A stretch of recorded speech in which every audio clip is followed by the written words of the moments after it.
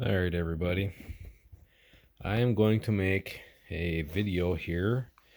This is going to be a thank you video, a shout out video to go along with this thank you. And then at the end, I'm going to give a couple shout outs to some newer channels that I want to help out a little bit. I'm sitting down here in my favorite chair right now. I took the night off of custom planting for everybody else because it's supposed to rain, so I decided to come home and work on some fences and tinker around with some stuff here, and decided I better get this done because somebody is waiting for the goodies that are inside this box because she really wants to use them. So we will get this started. So in this box is a gift, a prize, something that smells very good. I won a contest that was on a channel, and this is what came in the mail. So I want to thank these guys for this wonderful gift, variety pack, and then I'm going to tell you all the channel name so you guys can go over and subscribe to this channel. That's everything out of there. So what I did here, this is a variety pack of soap. I won the soap on a contest on a channel called Life Behind a Cow. I will put a link in the description so you guys can find this channel as well as the other channels that I'm going to shout out at the end, so you can find them without having to try and search them and possibly not find these channels. But this I won from Life Behind a Cow in his fencing contest. Here we have 12-ounce sampler set number 77. I'm not even going to try and pronounce that Harvest Soaps because I will botch it bad. So we have, you can see the different varieties inside here.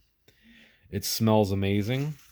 When I opened up the mailbox that day, I thought, something is really going on here with the mailbox because it smells really good. And I am covering up addresses because I feel that if anybody is serious enough about looking this stuff up, you can go on Facebook and find them at I'm guessing that's Talus Harvest Soaps. I'm sure I'm botching it, but you can look them up on Facebook, and I think she has a regular website as well, but I'm not for sure. And then here is, you can see it's Harvest Soaps Wheat and Wildflowers. So these soaps are made from wheat, and I believe Mrs. Life Behind a Cow makes this stuff. And then here is another sampler. Again, I'm going to cover up the address because I do not feel that I want to advertise their address or their phone number on here. If anybody is serious enough, again, you can look them up on Facebook. Give them, but this is Morning Mocha, and it smells wonderful. And this has been sitting on my counter now for the last 2, 3, 4 days, and my wife has been after me to hurry up and make this video so she can use it because she can't hold off any longer. So this is a wonderful sampler set that I won on a contest from Life Behind a Farm is the channel name.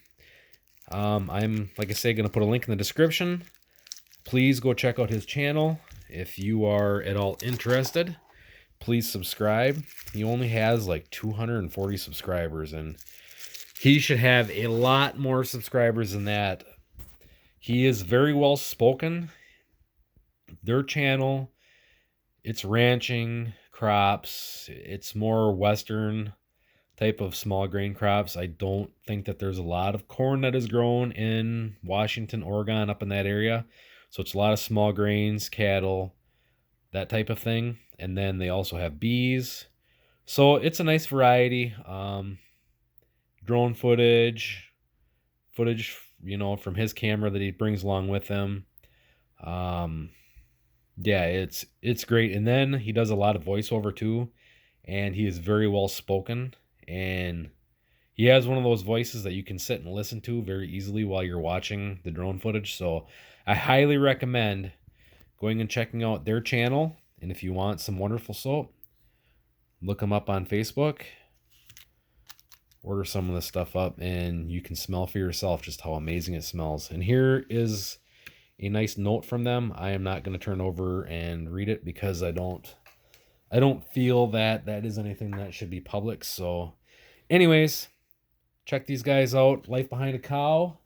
If you want to order some wonderful soap, look them up on Facebook and get yourself some wonderful smelling stuff. So again, thank you, Life Behind a Farm. You know your name. I'm not going to put that out in the public. So now I'm going to give a couple other shout outs to some smaller channels while you watch cows out grazing cover crops. Ed Goslin, Goslin Farms, Ed Goslin.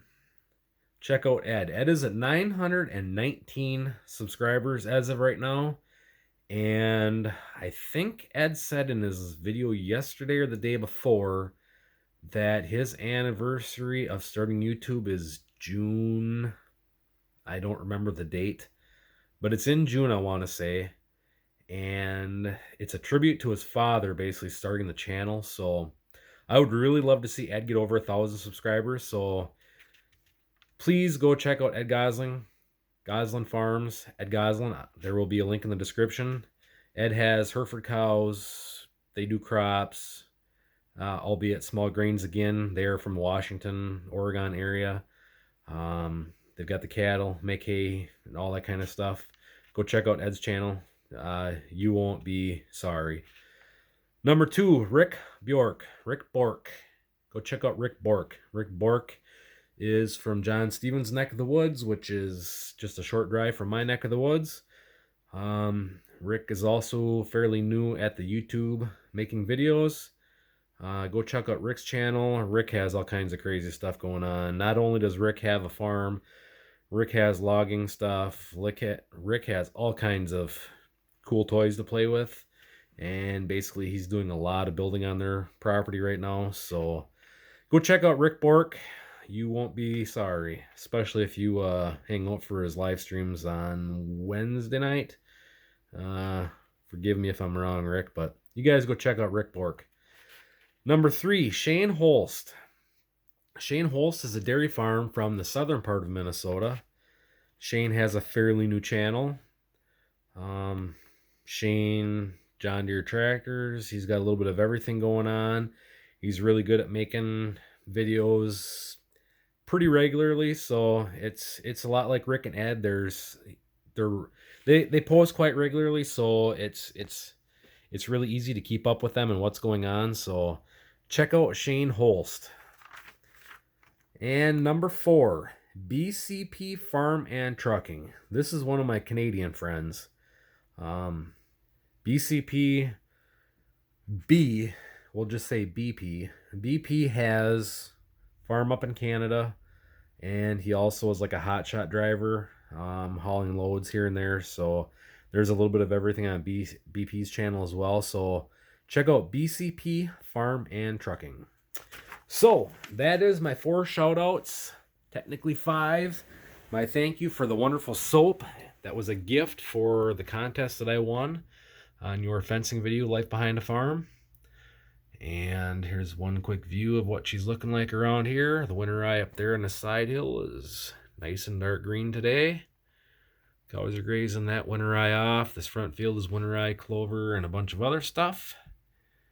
And the pastures, you can see, are very slow to wake up, especially this pasture number 1. I've been slowly no-tilling in some different mixes, but I've been so busy planting for other people, I haven't had much time to screw around with this. I did a little bit on the side hill, then back in the valley. Then that little 2 acre, 2.5 acre piece back there where the dark green is, I added that to that pasture. So that is no longer going to be a cornfield, just the front part of that field.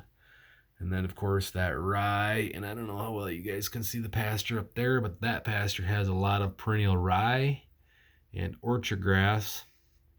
And that is what I would like the rest of my pastures to look like. That orchard grass is growing like gangbusters right now. So that is what I've been doing. I did get that.